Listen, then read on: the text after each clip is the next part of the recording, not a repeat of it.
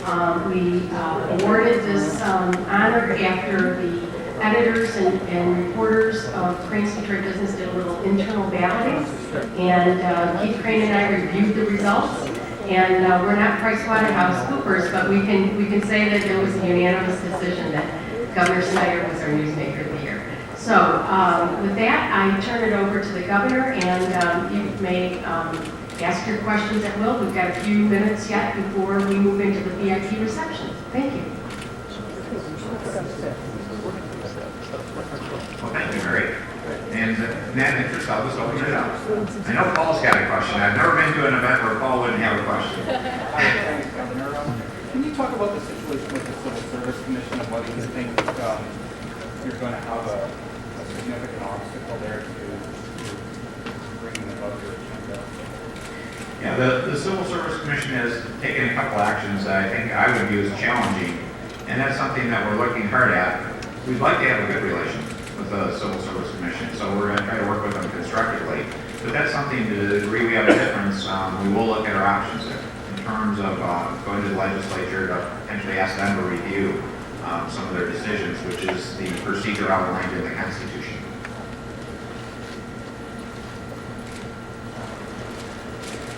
So now we'll group today. Sure.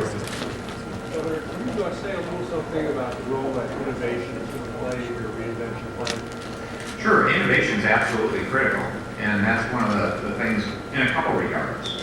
One is we'll be going around the state to actually encourage and support innovation events. That was part of the inaugural plan, that it wasn't just about having an event on January 1st. It was actually to create a series through the course of the year to find innovative things going on in our state that I can help go be part of, highlight, to accentuate the great things we're already doing in the state and encourage people to do more. And then with respect to state government, there's a lot of innovation we need to do there.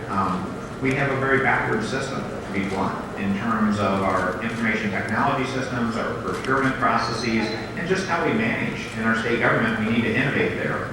That's one of the challenges I'm actually going to discuss with the legislature, is the need to allow us the opportunity to go do some basic management over the next few months. We've only been in office 5-6 weeks now, and that's too short a time to really see major innovations in management practices in state government. And so as we get budget, tax reforms, these other special messages going, I hope then to have time working with our great department people, because I believe we've got a great team of people, to work with them on good management practices to really innovate on how government operates and make it more customer-centric. Yes? Could you talk about the tax incentives with the film industry? The tax incentive for the film industry. What I would say is, and what I said from day one when I was out there is I would want to have a dialogue with the film industry, and I've been talking to some of those members about how that program could change in some fashion to be more efficient in terms of still allowing some of the people in the industry in Michigan to thrive, to do well, at the same time being more cost efficient. What I would also say with respect to tax incentives in general, though, is we are looking at an all-new approach to that, in the sense that I treat a tax incentive pretty much the same thing as an appropriation. If you think about it, if you have a refundable credit, what's the difference between a refundable credit and writing someone a check? And if you want good accountability, transparency, and openness in government, I believe it's much more appropriate that people simply be written a check and you go through appropriations instead of putting it in a tax code where people may not be able to count that number and know what those consequences are. And I think you'll see that. We're going to communicate information, and it's all public information already today. But if you go look at the number of tax credits that have been issued for future years that are already outstanding, it amounts to billions of dollars. Those are billions of dollars of liability that we've taken on, that if you go ask the average citizen, do they know we took on those liabilities, the answer is going to be no. So we need a much more transparent, open government. So in my view, it's time to move tax credits to really appropriations. Yes. It sounds like there's some changes in the works for the MEDC right now. Can you say anything about the philosophy of the changes that are taking place there?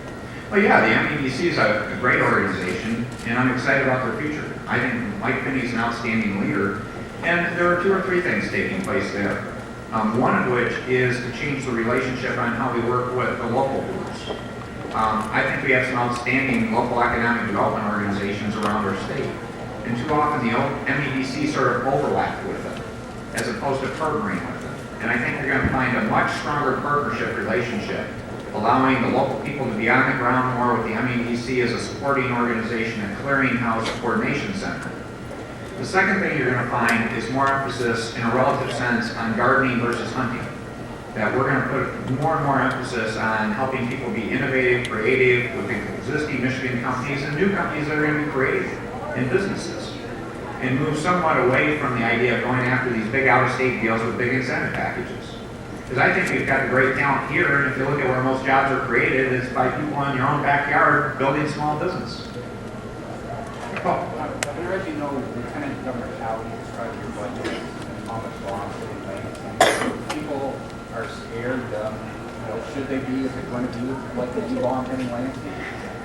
I would use a different characterization. I would describe it as dramatic reform.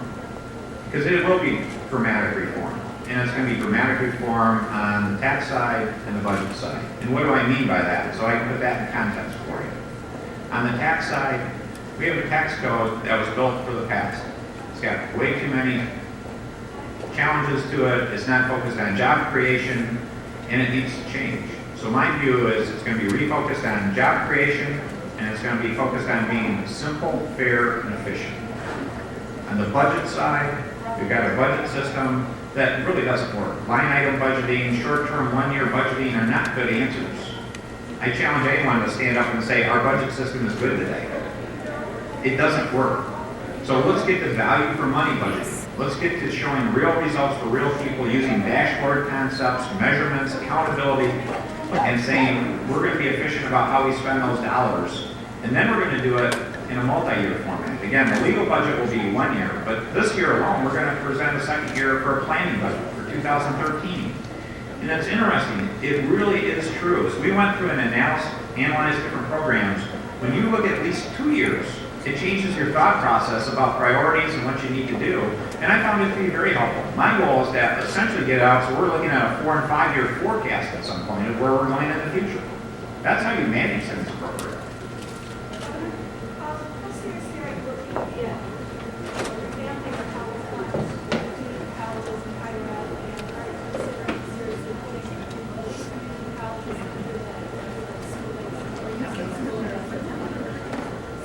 Yeah, in terms of community colleges and higher ed in particular, I mean, they're important assets to our state. Community colleges are probably one of the hardest working groups we have going right now because so many people are going back to community college or needing those skill sets to get a position. So it's important we fund our community colleges appropriately. In terms of what bucket that comes out of, that will be part of Thursday when we work through the process. If you look for it though, we have a general fund and a school aid fund. The school aid fund is to educate people. So to say part of it comes out of the community college or not, I view it as it's an appropriate use of that fund. Yes, sir. During your State of the State, you addressed the Ambassador Bridge issue, the RIC project. Has anything happened since then in terms of the state's negotiations with the U.S. government to use the Canadian funds as matching? Well, the Canadian funds matching is, we already have a letter to that effect, that works. So we're in good shape with respect to using those matching funds. The only question left on that is, until we get the project going and using those funds, we can't use them as matching funds. But in terms of the theory, the approach, the Federal Highway Administration has given us a letter to that effect. And we're working hard on the bridge project overall in terms of it moving forward. And I think you've seen some great support coming out from the auto industry and other people already talking about the need for the new crossing and how we can work together. And what I'll tell you on the bridge project is, I always view it as not just a bridge. It's about international trade. It's about supporting all our crossings, including the